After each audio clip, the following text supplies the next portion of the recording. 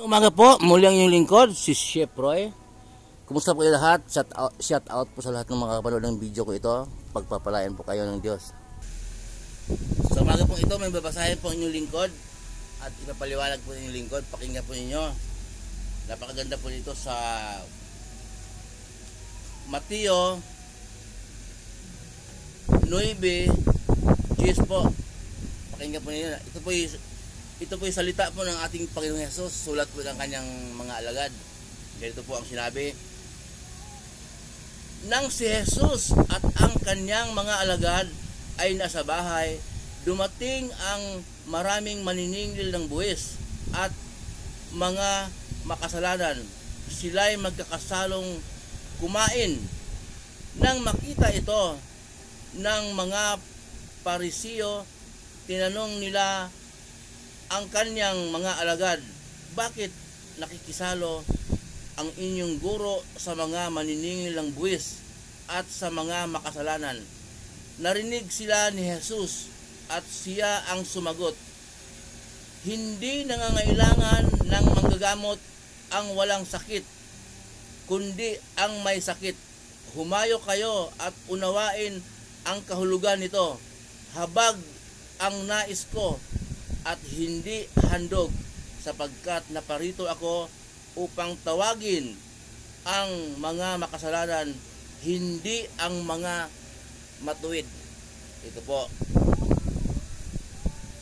Pagbulay-bulayan po natin ang sabi po natin Panginoong Hesus, pero sa maiksi pong salita po, maiksing paliwanag, ito po yung sagot sa napakaraming nagtatanong sa akin. Isa po ito sa sagot na sa mga nagtatanong sa akin, Chef Roy, nasaan yung Diyos ay pag-ibig? Bakit kailangan pang parusahan ng Diyos ang mga tao pagdating ng muling pagkabuhay? Ito po, ang Diyos ay hanggang ngayon po gumawa ng paraan upang lahat ng tao ay maligtas. Na hanggang ngayon po, mula noon nagpadala ng tao ang Diyos para maghatid ng kanyang salita hanggang ngayon. Kaya po, ito po ang sabi ng ating Panginoong Hesus.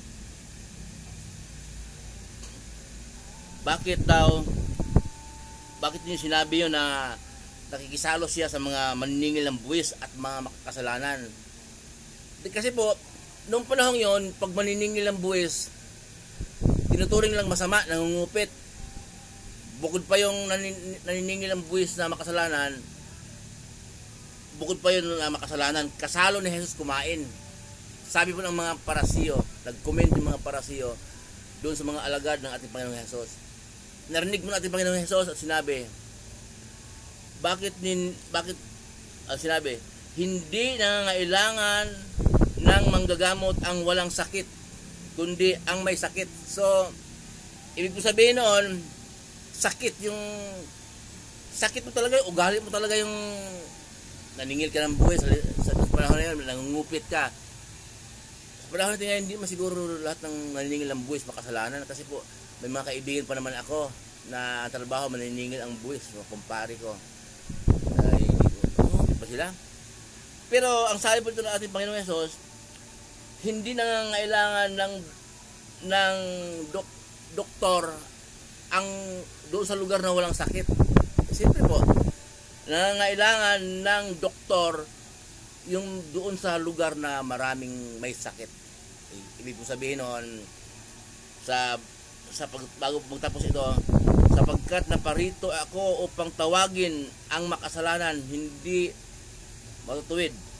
Unawain niyo ito, hindi handog ang nais ko, kundi habag.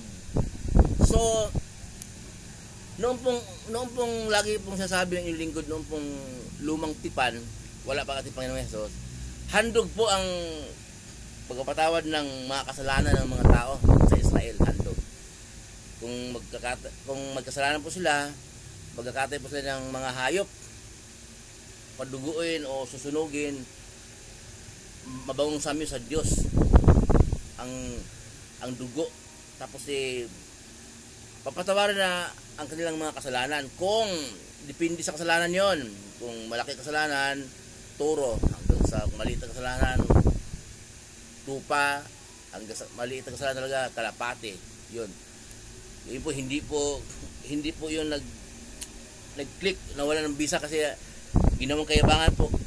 Kung mayaman ka, hindi sadyain magkasala, pumatay ka, maghahasa ka, may panghandog ka naman. Kaya ngayon po, Kristiyano na po tayo, pinadala ng Diyos Ama ang kanyang anak na ating Panginoong Hesus sa sanlibutan upang sino man sumasampalataya ay hindi mapahamak kundi magkaroon ng buhay na walang hanggang.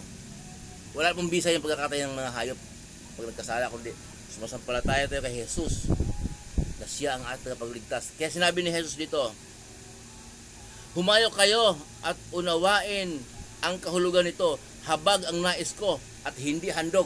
So, wala na po yung handog. Mayroon po tayong nakikita ngayon na sambahan o iglesia, relihiyon na nagkakatay doon sa simbahan nila. Ang dumi naman ng simbahan nila para matadero. Nagkakatay ng hayop dahil nagkasala yung mga member. Wala, diba? Kaya, ang sabi ng ating Panginoon Hesus, habag ang sabi ng ating Panginoon Hesus, humayo kayo at unawain ang kahulugan nito, habag ang nais ko at hindi handog. So, kaya ko po pinaliwanag ito dahil karamihan po sa atin ngayon, pagka makasalanan ang mga tao, iiwas yung mga nangangaral ng salita ng Diyos at saka yung mga matutuwid, yung mga sensitive po siya sa mga makasalanan. Gaya po nung mga pinanggalingan ko po, malayo, hindi ko banggitin.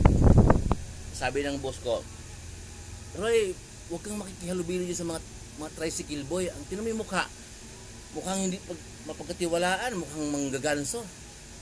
Sumagot po ako na sila po halos hindi makabili ng bigas. Nag-aaral ka ng mga anak. At ang mukha po nila lumalaban sa sikat ng araw maghapon. Tanghalin tapat, kaya ganun kapangit sila. Hindi gaya po rin yun. Nasa aircon kayo, mayaman kayo. Hindi sila nakakibo. Hindi po ganun na kung pangit isa po yung sakranasan ko, hindi huwag mo ng pagkatiwalaan. So, ang sabi natin Panginoong Hesus ito, hindi siya naparito upang tawagin ang mga matutuwid. Naparito siya upang tawagin ang mga makasalanan. Siyempre, tawagin mo yung mga, halimbawa, nangangaral ka. Ay, tawagin mo yung matutuwid, mag-utuan kayo. Tawagin mo yung mga makasalanan. Like, nasabi pang mangangaral ka. Yun po ang kahulugan po noon. Sa panahon po ngayon, may mga pastor, mga pare na allergic sila. Pagka makasalanan ng mga tao, hindi sila makihalubilo. Hindi sila makihalubilo dahil makasalanan yan. Mga maraming kabit, mga sugarol, lasinggero, iwasan mo yan. Iwasan mo yan. Pero, kung talaga pinagkalooban ka ng Diyos, ng kaunawaan, na maghayag ng kanyang salita, sila ang kailangan mo. Hindi yung kapwa mo mga ngaral. Baka magdebate pa kayo, kapwa mo mga ngaral, magkaiba yung pinapangaral ninyo. So, wag po yung, kung kayo po ay pinagkalooban ng Diyos, ng kaunawaan, o kanyang salita, wag niyo pangingilagan at wag niyo panidirian ng makasalanan, kundi yun po ang dapat niyong dikitan. Okay, sabi ng ating Panginoong Hesus dito, sapagkat naparito ako upang tawagin ang mga masama, hindi ang mga matutuwid. Tawagin daw ng mga masama, hindi ang matutuwid. Kaya po, ang sabi niyong lingkod, madalas, ang Diyos hanggang ngayon, nagpadala ng tao sa lugar upang maghatid ng kanyang salita, mangaral. Ngayon, sa inyo na po yun kung tanggapin niyo ang mga sinasabi ng lingkod. Ang inyong lingkod naman, pinagkalooban ng banal na espiritu upang maunawaan ito at inuutusan ng Diyos upang sabihin. Okay? Ayan, pinupost ko na po sa Facebook, sa YouTube. Nasa inyo na po yung kung tanggapin niyo. Bago po kayo humatol, suriin po niyo ang mga sinasabi ng lingkod at pagtugma-tugmain ang mga verse na binabasa ko. Muli po yung lingkod, si Chef Roy. Mabuhay po kayo, ingatan kayo ng Diyos, samahan kayo ng Diyos kahit saan po kayo pupunta. Samahan kayo ng Diyos, pagpalain kayo sa mga trabaho pinasukan ninyo, mga negosyo, anumang pinagkakitaan sa buhay, ayun sa kalooban ng Diyos.